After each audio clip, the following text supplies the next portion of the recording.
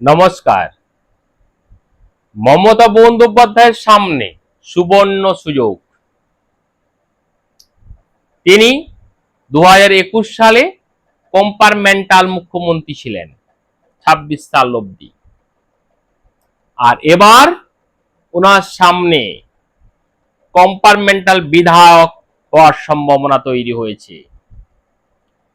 কারণ বর্তমান মুখ্যমন্ত্রী মাননীয় শ্রী শুভেন্দু অধিকারী মহাশয় নন্দীগ্রাম বিধানসভা থেকে পদত্যাগ করেছেন। কারণ তিনি দুটি জায়গায় নমিনেশন করেছিলেন 2026 সালে। দুটি জায়গা ভবানীপুর ও নন্দীগ্রাম থেকে তিনি ভোটে লড়েছিলেন এবং আপনারা সবাই জানেন বিপুল ভোটে দুটি জায়গা থেকে জয়যুক্ত হন। কিন্তু আমাদের সংবিধান অনুযায়ী একটির বেশি কেন্দ্রে একজন বিধায়ক, দুটি কেন্দ্রে কোনো অবস্থাতে বিধায়ক থাকতে একই সাথে বিধায়ক থাকতে পারেন না। তাই তিনি নন্দীগ্রামের বিধায়ক হিসাবে তিনি পদত্যাগ করেছেন। আর মুর্শিদাবাদের বিধায়ক আম জনতা উন্নয়ন পার্টির প্রতিষ্ঠাতা হুমায়ুন কবির হুমায়ুন বাবু তিনি রেজিনগর থেকে পদত্যাগ করেছেন। উনি দুটি জায়গায় নমিনেশন ফাইল করেছিলেন এবং উভয় জায়গা থেকেই জয়যুক্ত হয়েছিলেন।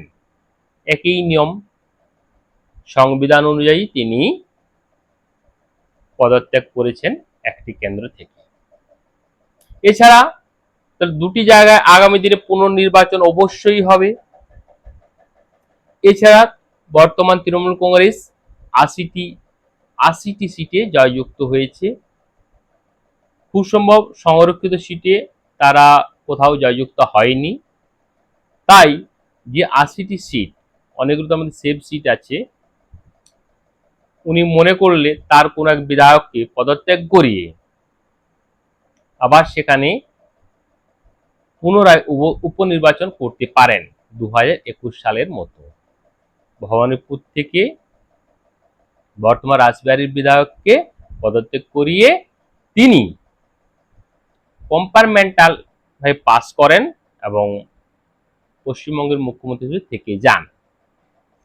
যাই হোক, বর্তমানে মমতা বন্দ্যোপাধ্যায় প্রচুর ভোটে হেরে গিয়েছেন ভবানীপুর থেকে। ভবানীপুরের মানুষ তাকে রিজেক্ট করেছে। তাই তিনি পরাজিত হলেও পরাজয় স্বীকার করতে চাননি।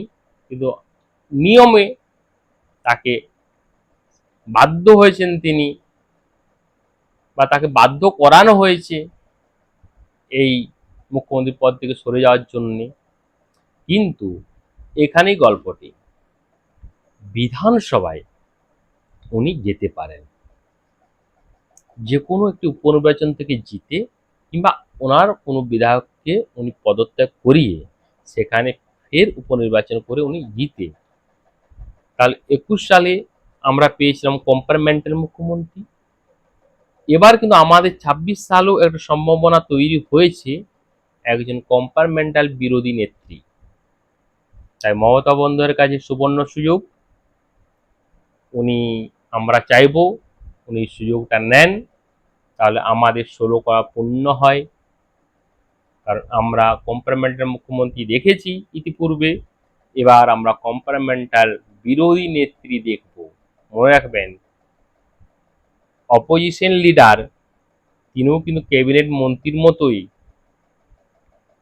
সম্মান পান বা ভাতা পান বা সিকিউরিটি পান। তাহলে আমরা এটাই আশা করব যে হয়তো অদূর ভবিষ্যতেই নন্দীগ্রাম কিংবা নওদা থেকে আশা কম, এটা আমি নিশ্চিত বলতে পারি। আশা খুবই কম। নন্দীগ্রাম মানুষ ওনাকে চায়নি, হারিয়ে পাঠিয়েছিল। আর উনি রেজিনগরেও সুবিধা করতে পারবেন বলে মনে হয় না। তৃতীয় বিকল্প বললাম, ওনার কোনো সেফ সিট, উনি ওনার কোনো বিধায়ককে পদত্যাগ করিয়ে উপনির্বাচিত হতে পারেন। তাই আশায় রইলাম যে আমরা অদূর ভবিষ্যতে একজন কম্পার্টমেন্টাল অপোজিশন লিডার পাবো, এই আশা রেখে আজ এখানে শেষ করছি। ভালো থাকবেন। জয় হিন্দ, বন্দে মাতরম।